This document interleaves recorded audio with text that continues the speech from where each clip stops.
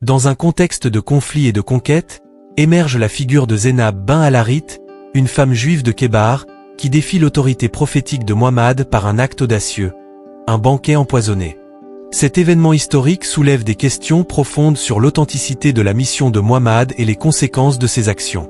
Aurait-il été testé dans sa propre foi?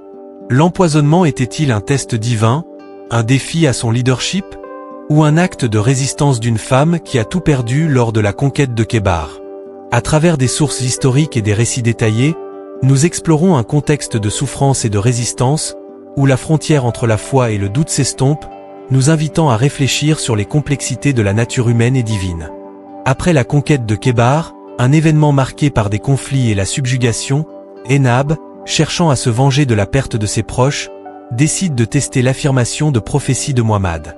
S'il était un vrai prophète, il serait protégé par Dieu. Sinon, sa mort libérerait son peuple. Elle prépare un agneau empoisonné, assaisonné d'herbes mortelles et d'épices rusées, l'offrant à Muhammad et à ses compagnons lors d'un banquet d'apparente célébration.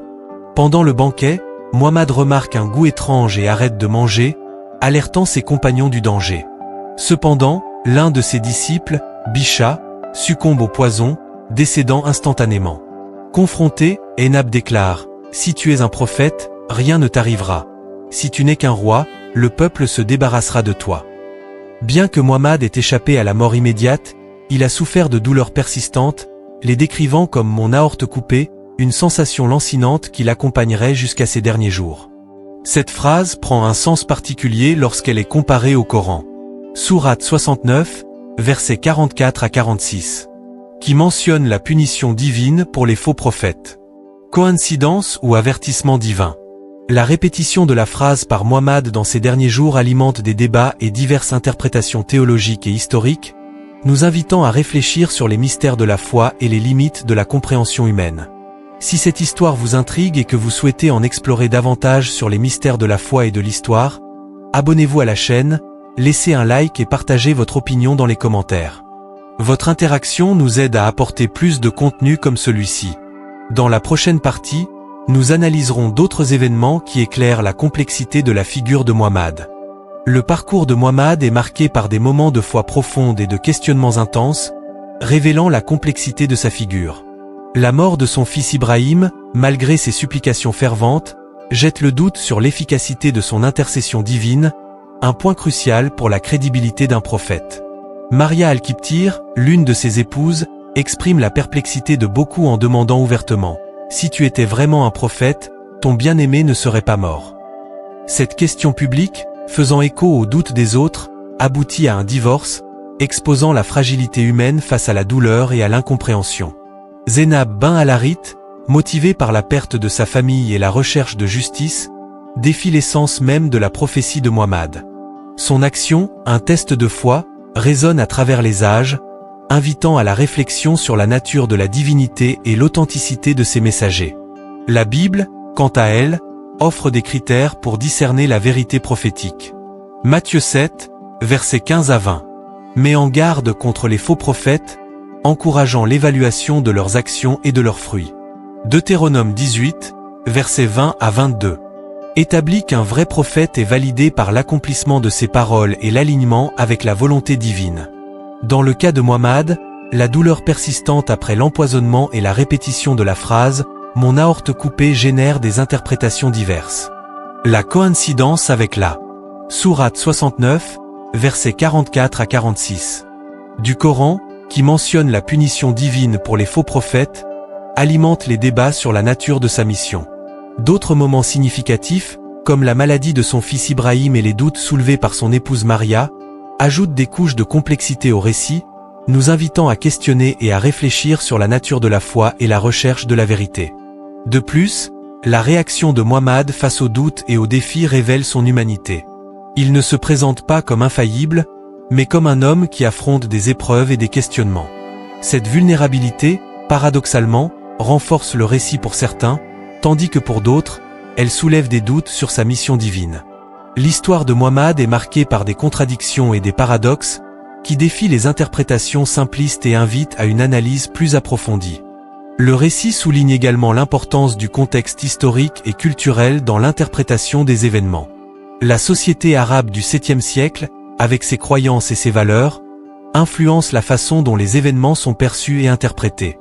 La figure de Muhammad, par conséquent, ne peut pas être comprise isolément, mais en relation avec son temps et son lieu. L'analyse des sources historiques et religieuses révèle que la question de l'authenticité prophétique de Muhammad est complexe et multiforme. Il n'y a pas de réponse facile ou définitive, et l'interprétation des événements reste ouverte au débat et à la réflexion. La mort d'Ibrahim, le fils de Muhammad, soulève des questions profondes sur l'intervention divine, contrastant avec les récits bibliques de prophètes comme Élie et Élisée, dont les prières étaient exaucées par des miracles. La Bible, dans Matthieu 7, versets 15 à 20, met en garde contre les faux prophètes, encourageant l'évaluation de leurs actions et de leurs fruits. Jérémie 23, versets 16 à 18. Met en garde contre les prophètes qui parlent de leur propre cœur, et non de la bouche de Dieu. Le récit de Muhammad, marqué par des défis et des vulnérabilités, contraste, pour certains, avec l'image biblique d'un prophète dont les prières sont exaucées et dont les actes reflètent la main de Dieu. Le scepticisme initial des Arabes, qui le voyaient comme influencé par un djinn, et le test de Zénab, qui cherchait à vérifier sa protection divine, témoignent de la recherche de la vérité et de la nécessité de discernement. La souffrance continue de Muhammad, après l'empoisonnement, génère des débats sur sa signification symbolique. Pour certains, c'est un test qui renforce son récit prophétique. Pour d'autres, un signe qui soulève des doutes. La comparaison avec les prophètes bibliques souligne l'importance d'évaluer les leaders spirituels à la lumière de leurs actions, de leurs fruits et de leur alignement avec la volonté divine. L'héritage de Zénab, quant à lui, transcende le contexte historique, devenant un symbole de résistance et de questionnement. Son action, bien que controversée, invite à la réflexion sur la nature de la foi et la recherche de la vérité. L'histoire de Muhammad, avec ses complexités et ses contradictions, nous rappelle l'importance d'exercer le discernement et l'analyse critique face à toute allégation d'autorité divine. L'analyse des sources historiques et religieuses révèle que la question de l'authenticité prophétique de Muhammad est complexe et multiforme.